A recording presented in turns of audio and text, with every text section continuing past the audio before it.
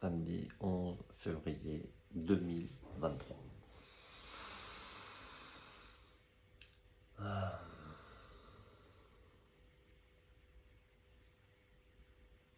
Le sujet de cette vidéo, c'est la Turquie. Sa survie,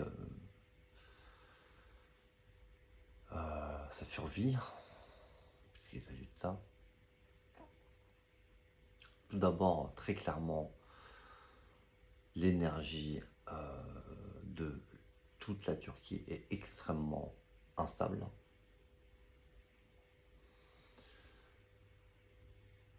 Les deux tremblements de terre qu'on a vus dans le sud-est ne sont qu'un début de ce qui attend la Turquie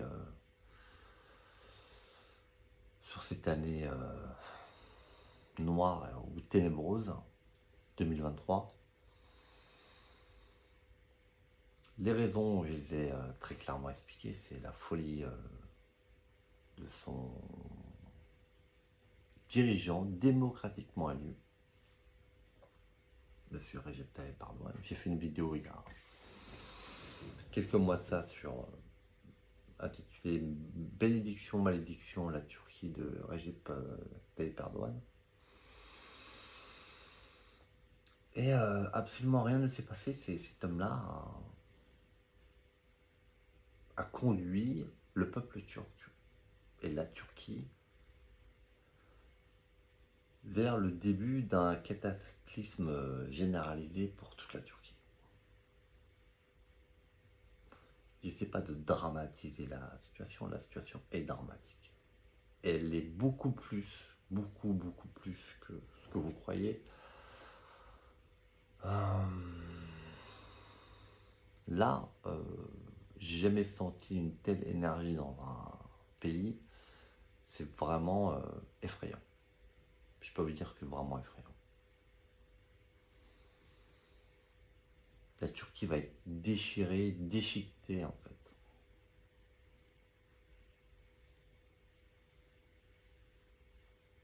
Parce que vous avez contrecarré les plans et la volonté du Seigneur, du Très-Haut, du Tout-Puissant, et il y a une volonté toute puissante, imbécile et narcissique qui a voulu faire autrement. Et c'est tout un peuple et tout un pays qui va le payer, puisque vous avez tout un peuple et tout un pays qui soutient majoritairement ce fou là d'Erdogan. Ceci, prenez-le comme un dernier avertissement. Je pense qu'il n'y a rien à attendre des politiciens en Turquie. Je pense qu'ils sont aussi abrutis que Erdogan. Mais je pense que tous les élus turcs, les députés, doivent être au courant de ce qui est en train de se passer et de la gravité de la situation.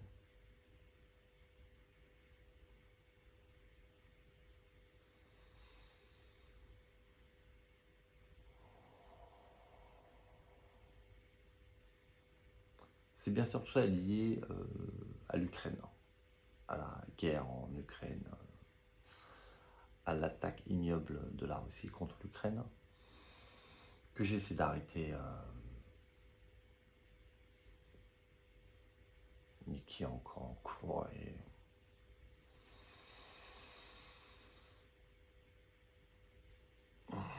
qui est un désastre pour les deux pays, plus pour la Russie que pour l'Ukraine.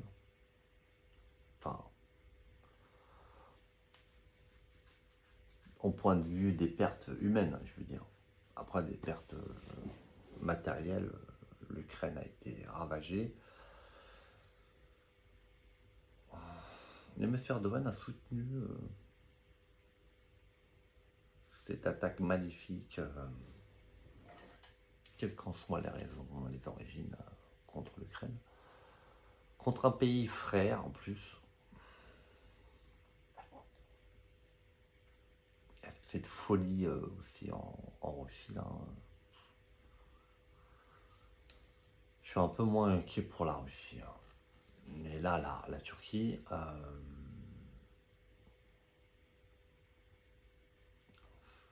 c'est vraiment effroyable et effrayant ce qui est en train de se passer. Vous voyez pas grand-chose peut-être, mais moi, ce que je vois profondément, ça fait vraiment peur. Ça fait vraiment, vraiment peur.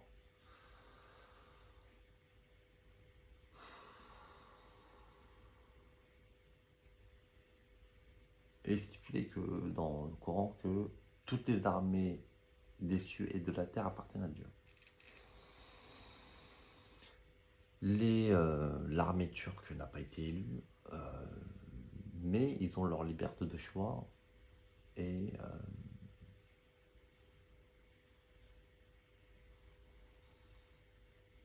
leur responsabilité face à leur peuple et à Dieu. Ils doivent protéger le peuple turc et le territoire turc. C'est un peu le but de l'armée turque, n'est-ce pas? Ils ont une responsabilité, mais ce n'est pas parce qu'ils ne sont pas élus que vous êtes membre de l'armée que vous n'avez plus votre libre arbitre. Vous ne pouvez pas faire comme si votre libre arbitre n'existait pas. Ça marche pas comme ça en fait. Il faut vous considérer, selon même le Coran, si vous êtes vraiment des musulmans, comme l'armée de Dieu.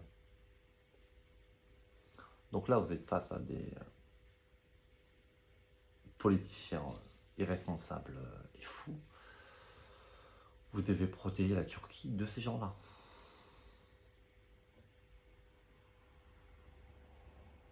Bah évidemment, faut prendre vos responsabilités. Moi, je prends les miennes. Mais il faut que tout le monde prenne ses responsabilités. Voilà. Moi, je souhaite le meilleur pour tous les pays dans le monde, y compris la Turquie. Mais là, c'est pas la peine de prier Dieu pour être sauvé. Dieu vous méprise, je vous le dis.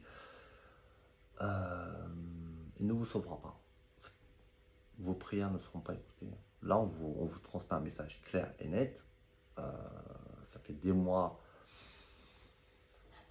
que je dis des choses et que ça passe au-dessus de la tête des gens en Turquie. Vous devez comprendre que là, c'est une question de survie en fait.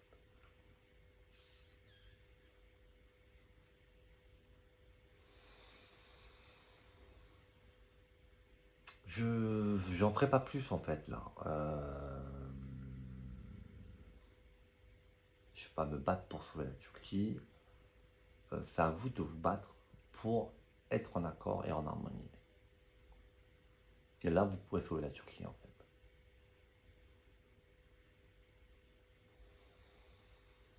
Parce que là, sinon vous allez ramasser les miettes de la Turquie, quoi, au sens propre comme au sens figuré. Je parle de toute la Turquie là. Je parle pas juste une petite partie de quelques villes. Il y a des villes dans le passé qui ont été entièrement rasées de la carte. C'est arrivé, n'est-ce pas? Je vous renvoie à la Torah, l'Évangile, le Coran.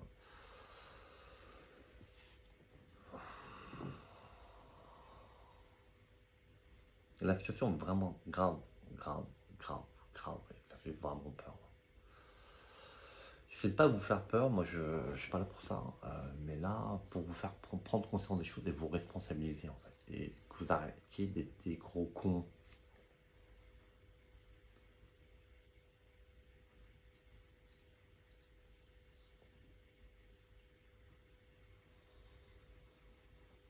La, la balle est dans votre camp en fait.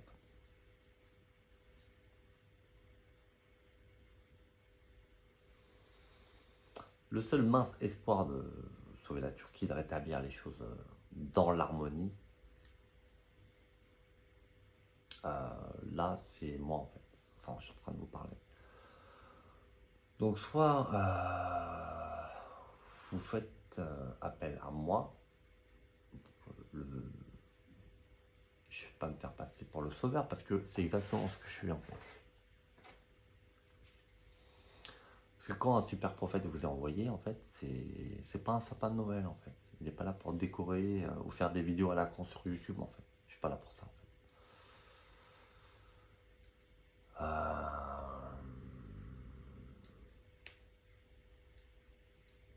C'est à vous de voir en fait.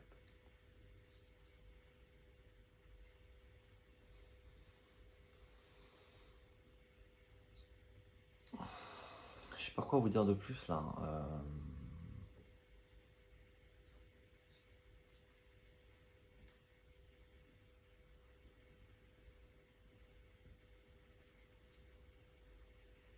Là, il y a un mince espoir, hein.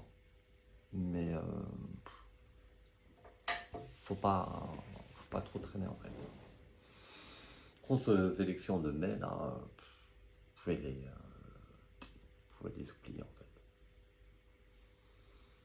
Pour qui je me prends? Je me prends pour ce que je suis en fait. La question c'est pour qui vous prenez-vous en fait?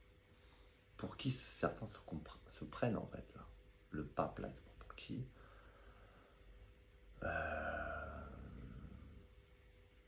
Enfin, je l'aime bien, hein, mais c'est quelle est votre position, votre rôle, comment vous vous placez dans le monde en fait. C'est, il n'y a rien qui a sa place là.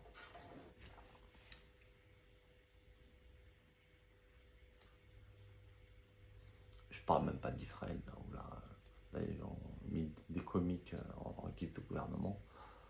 C'est lié au centre de l'humour des juifs. Probablement. Ou leur mauvaise foi. Je parle du leadership et de leur piété, de leur arrogance.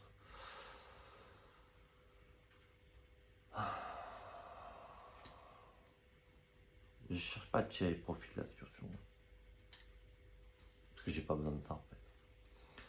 Parce que moi je sais que je vais. Enfin, que les prophéties vont advenir en fait. Que la paix, la justice va être instaurée dans le monde. La question c'est comment ça va se passer en fait.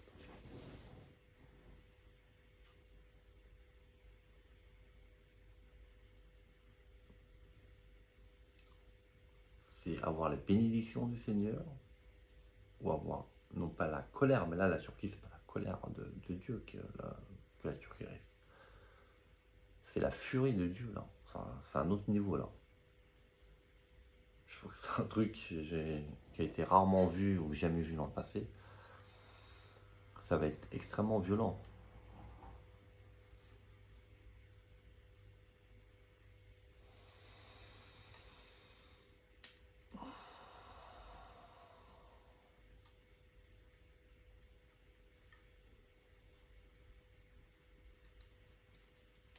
Là, vous faites tout ce possible pour un con, on verra qui passera pour un con à la fin. Ouais. Je pense que vous allez être déçus, ouais. Moi, je serais pas déçu, hein, les seigneurs non plus. Parce que la justice divine, ce n'est pas une plaisanterie en fait. C'est pas un jeu en fait. C'est pas un divertissement.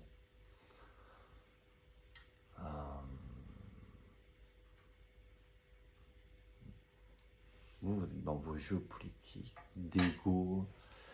Mais nous, on n'est pas là-dedans en fait. Moi, je suis certainement pas là-dedans.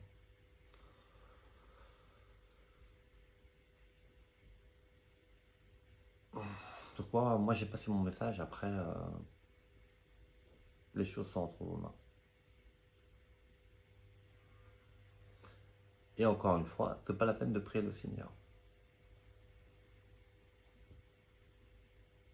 Ça servira à rien. C'est pas la peine d'invoquer Dieu, les mecs. Faut vous conformer correctement en fait. Au message du passé et du présent.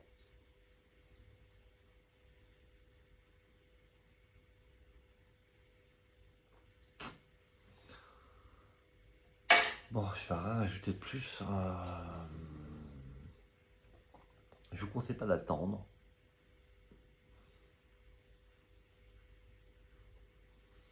Vous tardez à prendre vos décisions et ça va être dramatique. Si vous croyez que vous êtes à l'abri, si quelqu'un se croit à l'abri de la justice divine, c'est que vous êtes vraiment bête. Vous êtes vraiment, vraiment bête. C'est écrit partout en fait. C'est écrit partout. Partout, partout, partout. Évidemment, vous n'avez pas lu les textes sacrés.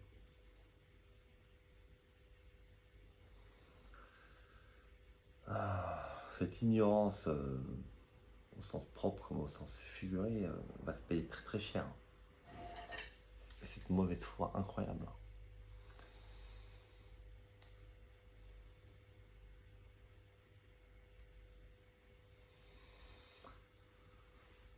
Voilà.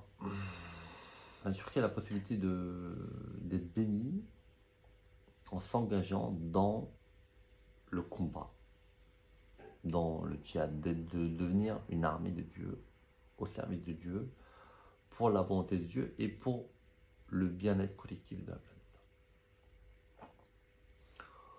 Ou finir, où la Turquie veut finir en tas de cendres, littéralement. C'est simple, hein, je veux dire.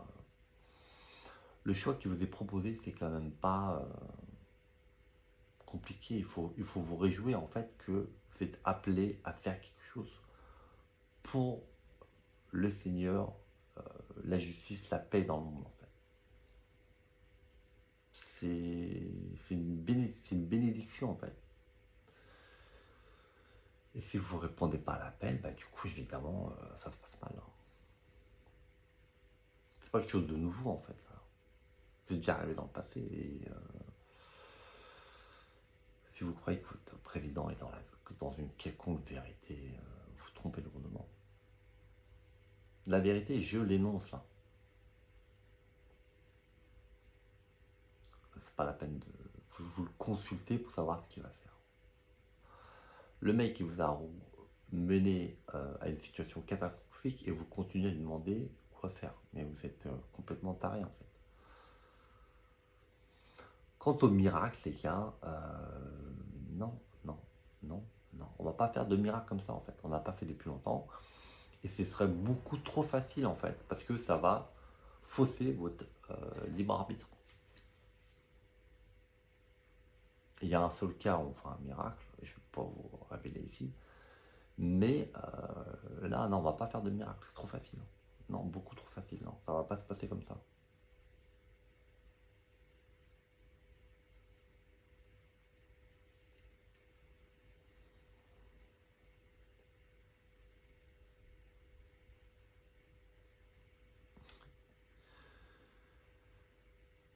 Il y a quelque chose de, il y a des merveilles en nous, des choses merveilleuses à accomplir, et c'est en nous en fait.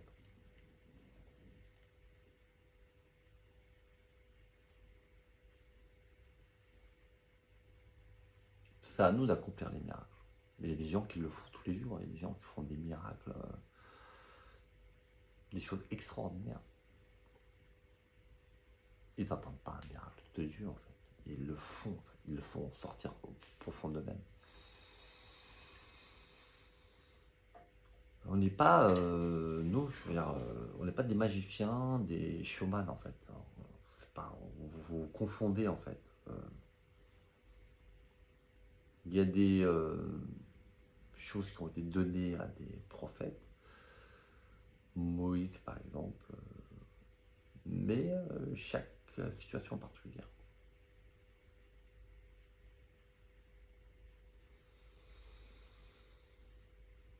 Là, c'est beaucoup plus difficile évidemment à la fin des temps.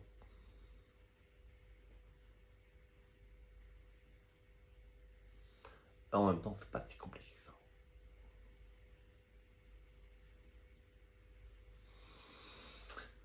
Ça sera tout pour ce soir.